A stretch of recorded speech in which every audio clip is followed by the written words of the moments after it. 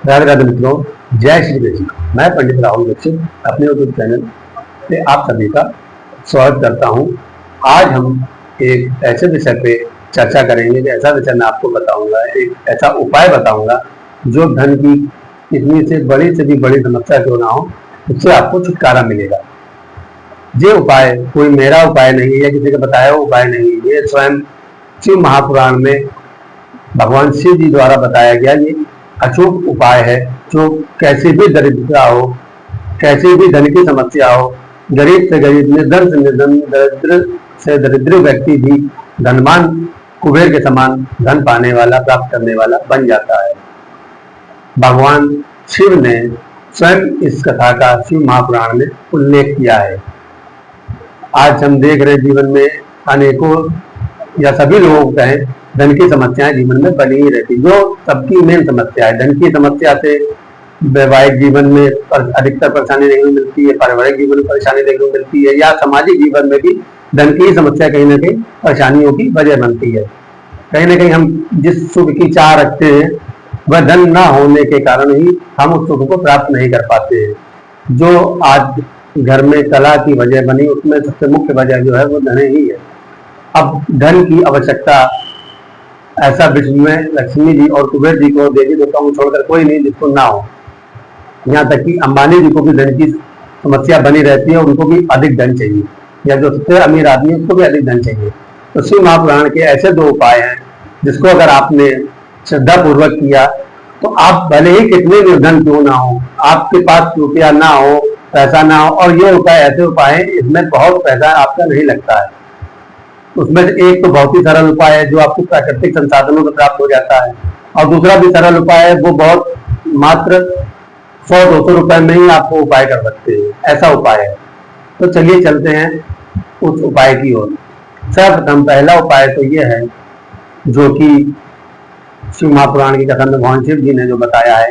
अगर किसी दरिद्री व्यक्ति या गरीब व्यक्ति या निर्धन व्यक्ति जिसको धन की चाह हो, या सामान्य व्यक्ति भी जिसको धन की चाह हो, उसके पास धन ना हो और उसने अनेकों उपाय कर लिए हो, उसके पास कुछ संसाधन से धन उसको प्राप्त नहीं हुआ है, तो वह अगर बेल का जो फल होता है जिसको बेल कहते हैं, उसके अंदर का जो गूदा होता है, उस गूदे को गाय के देसी घी में मिलाकर और उससे अगर हवन करे, उससे आहुति दे, तो कैसा भी निर्धन व्यक्ति हो, भगवान शिव जी के ये वचन है कि वह जरूर धनवान बनता है, उसे जरूर श्री की, लक्ष्मी की, धन की प्राप्ति होती है, और खासकर उसे श्री की प्राप्ति होती है। देखिए, धन बंधुओं दो प्रकार से आता है। एक वह जो आता है और हमारे संतानों को, हमारे परिवारों को बर्बाद करता है और चला जाता है, और एक धन उस तरीके से आता है जो आता है, हमें सम्मान दिलाता है, हमारे परिवार को सम्मान दिलाता है, और हमारे आने वाले संतान भी कुछ ऐसा काम करती है जिससे हमारे परिवार का वो सम्मान बढ़ता है, ना कि घटता है।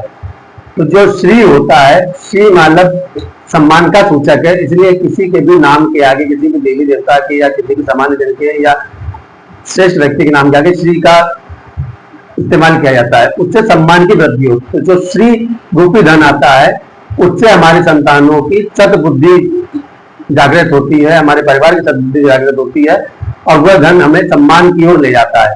और जो धन रूपी धन आता है, वह माता लक्ष्मी जो है उल्लू पे सवार होकर उस धन के रूप में आती हैं और सबकी मति भ्रष्ट करती है और उल्लू बना के चली जाती है।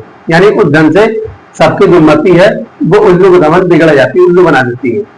तो जो श्री रूपी धन है, हमें उस धन की चाह रखनी चाहिए। तो वही भगवान शिव ने कहा है कि जो अगर बेल के जो फल है उसके अंदर जो गुदा है, उससे गाय के देसी घी से अगर मिलाकर हवन करे, आहुति दे, तो उससे जरूर श्री धन की प्राप्ति होती है, जो चारों दिशाओं में सम्मान दिलाने वाला, यश मान सम्मान प्रतिष्ठा में वृद्धि करने वाला और पद दिलाने वाला होता है।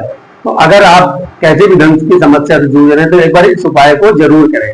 और दूसरा उपाय यह उसमें लिखा है, वह साक्षात भगवान शिव जी ने ही बताया उसको भी, कि अगर कोई निर्धन व्यक्ति हो और उसे जल्दी से जल्दी श्री धन की चाह हो, तो 7 मुखी रुद्राक्ष जो आता है ओरिजिनल होना चाहिए, बशर्ते 7 मुखी रुद्राक्ष जो है ओरिजिनल होना चाहिए। अगर वह 7 मुखी रुद्राक्ष ओरिजिनल है तो 7 मूल रुद्राक्ष के 3 दाने, 3 7 मूल रुद्राक्ष चांदी में उसको पिरोकर अगर जो व्यक्ति धारण कर लेता है सोमवार के दिन, तो वो कितना भी निर्धनी हो, दरिद्री हो, गरीब हो, या कैसे भी निच कोई परिवार में जन्म लिया हो, धन की पीड़ा से, अथाह धन की पीड़ा से गुजर रहा हो, वह भी लक्ष्मी श्री धन की प्राप्ति करता है। उसके समस्त जन्म जन्मांतर के पाप नष्ट हो जाते हैं और उसे श्री की प्राप्ति होती है, श्री धन की प्राप्ति होती है, जो उसे चारों ओर से मान सम्मान, प्रतिष्ठा, समृद्धि, सुख संपत्ति, धन ध्यान से परिपूर्ण बना देता है।